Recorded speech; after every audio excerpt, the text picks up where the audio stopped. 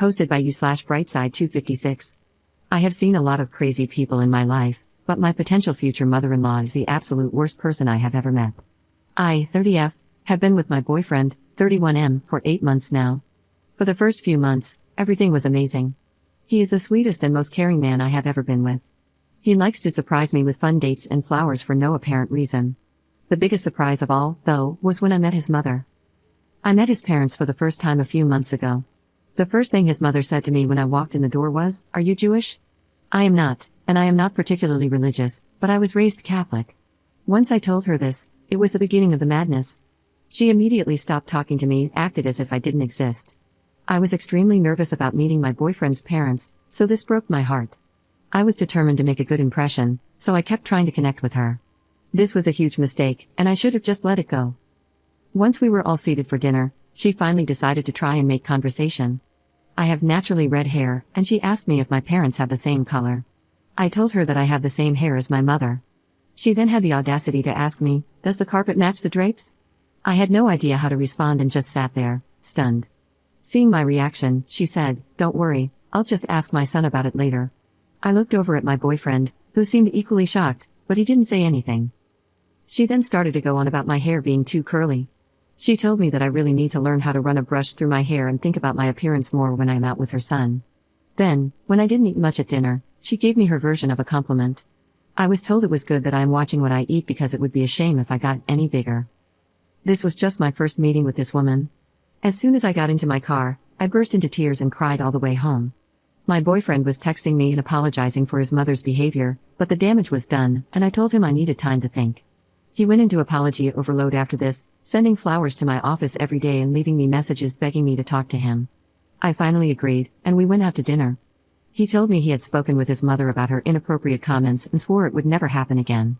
With this reassurance, I decided to give it another chance. Fast forward 2 weeks to when he invited me to a family birthday party. This time I would also be meeting his sisters and grandparents.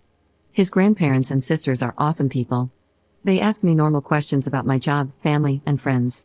His mother seemed to be avoiding me throughout the evening, and honestly, I was okay with that. I went to grab something from my purse and noticed that it was not where I left it. I looked everywhere but could not find it. I went and asked my boyfriend, and he began to help me look. He then got a strange look on his face and quickly went upstairs. I could then hear a lot of yelling begin upstairs. He came back down holding my purse after a few minutes and told me that we were leaving. Once we got in the car, I asked him what was going on. His mother had taken my purse so that she could see my driver's license. She intended to try and run a background check on me. He told me she had mentioned this earlier, but he honestly thought she was joking. I thought it was best to avoid any of his family functions for the time being. This worked out great for a while, and he went to his family parties alone. He would ask me each time before leaving if I was sure I didn't want to go, but I always declined. Last week, his family had their family reunion, and he asked me to please come with him.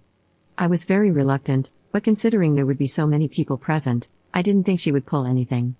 When we got there, everything was going great. I met his extended family and got to catch up with his sisters. His mother did seem to be shooting me death glares all night, but I brushed it off. Soon, she came over and joined a table I was seated at with his sisters and some cousins. The conversation was pleasant as we were talking about his sister's children. His sister has a daughter who is 12 and the same age as my niece. I then showed his sister a picture of my niece on my phone. His mother took a look at the screen and began to laugh. She told me she hopes that if I and her son ever have children, they don't look like my niece. My niece is beautiful, by the way, and she is only 12 years old. What kind of monster attacks a 12-year-old child's appearance? This was my breaking point, and I went off like a volcano. I started to scream at her and told her she is the most evil person I have ever had the misfortune to meet. I told her that if I ever did have children with her son, she could be certain she would never meet them because hell is too far to travel to. I'm not 100% certain about everything I said, but from what his younger sister later said, it was epic. She began to play the victim and wailed that I had just misunderstood her joke. My boyfriend came rushing over at this point, and she threw herself into his arms, telling him I am a horrible woman and he needed to throw me out right now. He told her that wasn't going to happen and to stop making a fool of herself. She seemed to accept this for a moment and sat back down, but she just kept sobbing that I didn't understand how to take a joke. Then something in her snapped as she noticed something my boyfriend was holding in his hand and began to have another meltdown. I didn't understand what was happening at this point and just stood there watching a grown woman pitch a fit like a toddler. None of what she was saying made any sense to me, as it was mostly incoherent screaming, but I did pick up on many derogatory comments directed my way.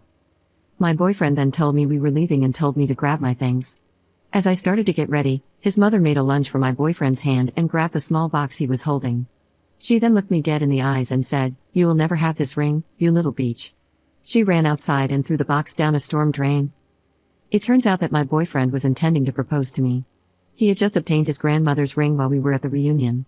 His grandmother is completely heartbroken because now her ring is down a storm drain instead of continuing on in the family as she had always wanted. I don't know where to go from here. I'm devastated, confused, and exhausted. Can I ask him to never see his mother again? Is it my place to say something like that? I'm sorry that my story is so long, but I really needed to get this rant off my chest. Update 2 weeks later. I have been receiving a lot of messages asking for an update on the ring situation. Unfortunately, it could not be found. The city came out to try to assist, but they were unable to uncover anything.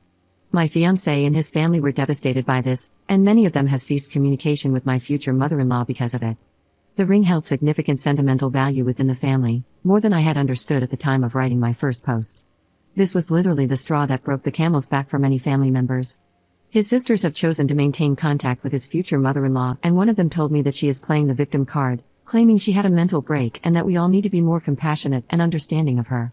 I call this total crap, and I know she knew exactly what she was doing when she threw the ring down the storm drain. I have a theory that the ring never went down the drain to begin with. I suspect she might have hidden the ring somewhere on herself and only threw the box down the drain. I have no way to prove this, but I have expressed this concern to my fiancé and his family. It's a rather large house, though, so if the ring was hidden, it could be anywhere. I don't think it will be found anytime soon if that's the case. On a happier note, I am now engaged to my fiancé. My engagement ring does not have the same sentimental value as the other ring, but I love my new ring just the same. I'm very happy to be engaged, and I cannot wait to spend my life with my fiancé. My fiancé is now low contact with his mother, but word has reached her that we are engaged. After she found out, she apparently refused to leave her room for 3 days, refusing to speak to anyone or eat. The drama of this woman is unbelievable to me. Soon after I was informed about her condition, I started receiving a lot of strange emails and phone calls. I began getting calls from strange men asking me to perform various intimate acts. Obviously, I was mortified by this and immediately changed my phone number. I told my fiancé what had happened, and he thinks someone must be giving out my number by mistake when meeting these men. I didn't believe that, so I did a Google search of my phone number and found a few Craigslist ads written about me. The descriptions were just too similar to my appearance, they even mentioned my red hair. I truly believe my future mother-in-law is behind this. She knows how to post on Craigslist, as she sells a lot of used items online. I have also mysteriously been signed up for a variety of dating and porn sites. If this is my future mother-in-law, then I just don't know when she is going to stop. This is such a low level to stoop to, and I cannot believe how pitiful this woman is. I showed all of this to my fiancé and told him about my suspicions. He doesn't think his mother has the technical knowledge to pull this off. Then, what he said next chilled me to my bones, as I had thought his older sister liked me. He said his older sister had mentioned that to maintain a healthy relationship, you should be checking your partner's phone daily. She proceeded to tell him there should be no secrets, and I shouldn't have a problem showing him my phone when he gets home. I was planning to ask his sisters to be in my bridal party, and now I don't even know where I stand with them. Do they hate me too? What in the hell did I do to deserve this? I truly don't know who I can trust anymore. I have decided to limit what I tell them going forward, as I currently suspect they are my future mother-in-law's spies. For now, I'm going to try to enjoy my engagement and put this all out of my head. I guess I will just wait and see what happens with his family. Second update 20 days later. I have been getting messages asking for an update on my situation with my future mother-in-law, so I thought I'd make a quick post about what happened most recently. My fiancé went no contact with her after everything that happened. This lasted about a week before she showed up banging on our door. My fiancé was at work, and I was home alone at the time. She was wailing that she was sorry and just wanted to see me to apologize. Since I have neighbors who were beginning to watch this spectacle, I let her inside to talk. At first, she was very apologetic and said she just wanted to have a fresh start. She was pretty convincing, and I was actually considering just letting it all go. That's when she saw my Christmas tree, and all hell broke loose yet again. She began to scream that I was trying to convert her son to Christianity and that I was just a little whore trying to ruin her family. I kindly asked her to please leave and told her she was not welcome here, but she refused to budge. She told me that no son of hers would ever celebrate Christmas and proceeded to run towards the tree. She began tearing off every ornament and throwing them, leaving them smashed on the floor. I have many childhood and family ornaments on my tree that are very precious to me. Several were smashed in her rampage. I had to grab her and physically drag her away. This ended with her punching me several times and biting my hand. I finally managed to throw her out the front door and grab my phone to call the police. She proceeded to scream like a banshee out front and call me every name in the book. The police arrived soon after. And just like that, she completely stopped her fit and began to try and play the victim. She told the police that I was an intruder in her son's apartment and that I had attacked her. The police had arrived with an ambulance, and she was promptly taken to it because she was feeling faint and in distress after my brutal assault on her. The police then came to interview me, and I told them what had actually happened. I showed them the bite mark on my hand and the bruises that were beginning to form. My fiancé arrived at the scene and immediately came to my side. He confirmed to the officers that I do live there and that his mother is a nutcase. Seeing that her son was siding with me sent her into yet another tantrum. The police asked me if I would like to press charges against my future mother-in-law. I looked to my fiancé, and I could tell he was conflicted about what to do. I had to do what would make me feel safe in the end, and I decided to press charges. My future mother-in-law was first taken to the hospital and then arrested upon her release. She is now facing charges for assault, and I have taken out a restraining order against her. This has placed a serious strain on my relationship with my fiancé. He and the rest of his family want me to drop the charges against his mother. He tells me that since I have a restraining order, she can no longer come near me, so I have nothing to worry about. I don't think he fully understands how terrifying this experience was for me. He tells me that it is my decision in the end and that he will stand by me, but he doesn't want to see his mother go to prison. Part of me just wants to pack my bags and run. I told him that I felt this way, and he is begging me to stay with him.